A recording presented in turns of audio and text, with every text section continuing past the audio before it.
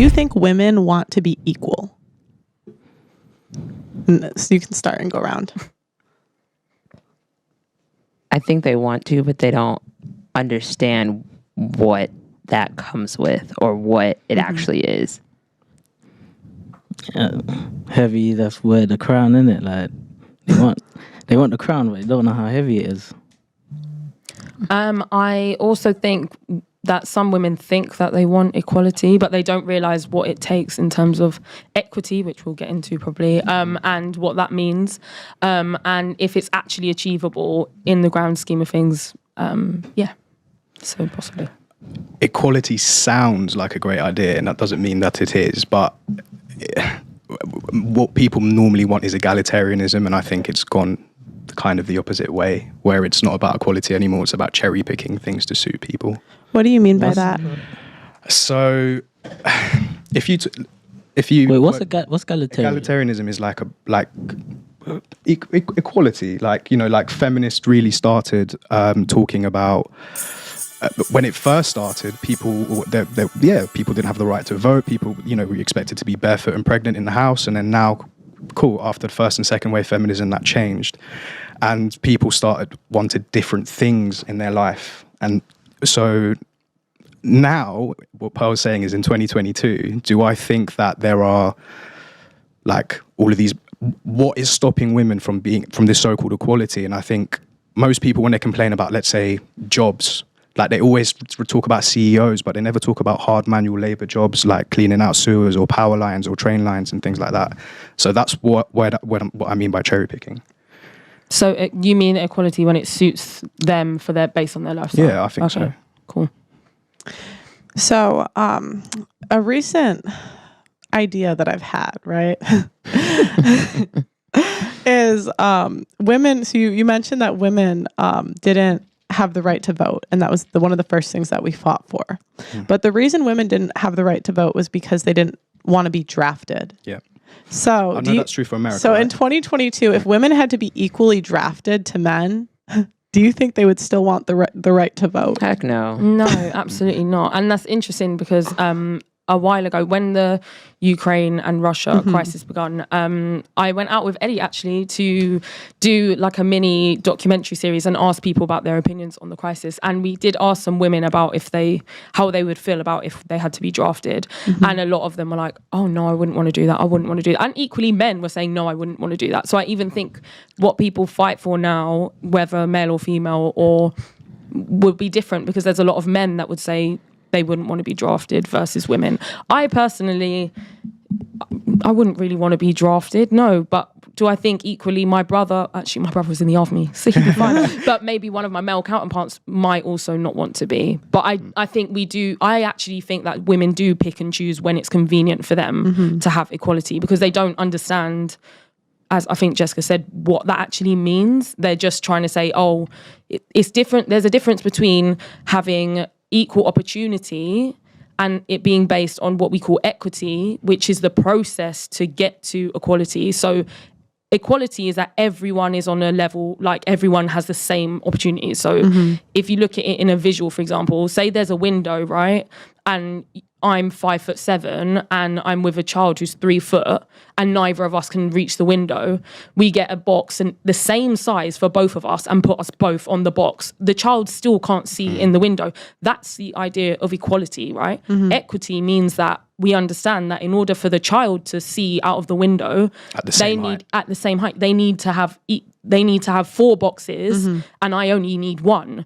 Therefore, you're achieving the same common goal, but the process is different because you understand they're at a disadvantage. So what would that look like? In terms of... So, obviously, there's no boxes in society. Yeah, so I'm saying, what in real time, a policy, what would that look like?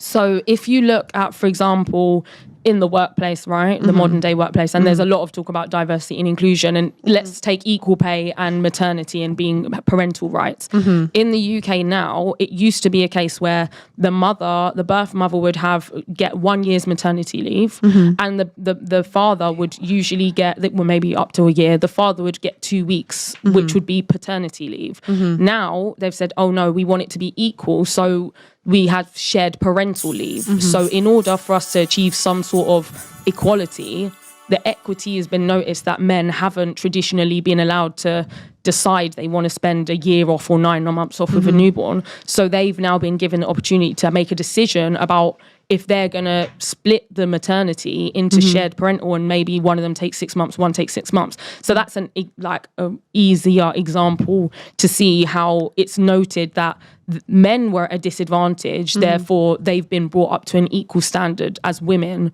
in terms of like parental rights. Because if you traditionally were to look at parental rights with male and female, women usually get the higher rating, or they win custody battles 80% of the time. Yeah, and it's not always correct, but we for some reason don't give men the same right with parenting as we do with women. So I'm a little confused, because when you were talking about the box analogy, it seemed like you were advocating that certain policies should help certain groups more than others. Was that not what you were saying? No, what it does is recognize that some groups are already at disadvantage, so it creates a fairness in the playing field to achieve the same common goal. But how do you quantify that?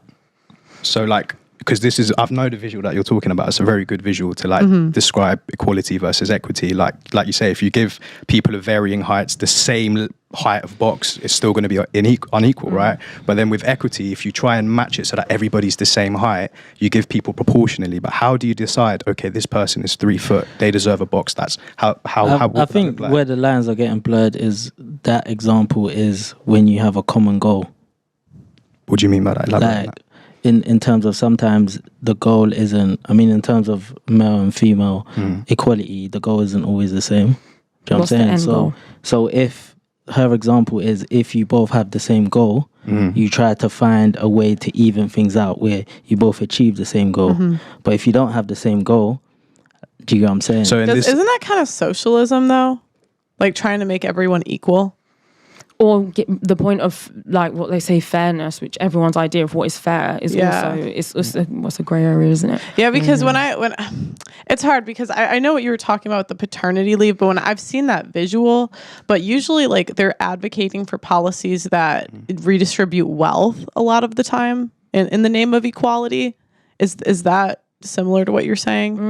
I wasn't really relating it to wealth, but I see what you're saying. Yeah. Like it's more like just seeing a level playing field where we see that certain groups have been disadvantaged, therefore the way they need to be treated in order to gain that because to me it's like, how could you say a whole group has been disadvantaged? Like it's people are individuals. I think it's going to be difficult without defining what we're talking about, because we haven't actually defined what equality between, do you get what I'm saying? I think an example that I guess you can say is in the workplace when people say that there is a pay wage gap. A man might have a XYZ to get him to become a CEO, but a woman may have the same things, but there's going to be something that she's missing that isn't going to equate her to be a CEO. And so in that sense, trying to connect it to the box scenario, the end goal is to be CEO, but the man's going to be able to achieve it quicker because there's just an innate thing in men that give them that edge to be able to be a CEO. I'm not saying women can't, but it's just, he's going to get paid more because of XYZ that a woman doesn't have. Sorry. Go ahead. On that point, do you also think that's because maybe women don't push themselves to those things? So when we look at like salary pay gap, for example, for myself personally, if I want to achieve a certain salary, I go in and ask for that salary. And if they don't give me that salary, I go, thanks very much for the opportunity, and I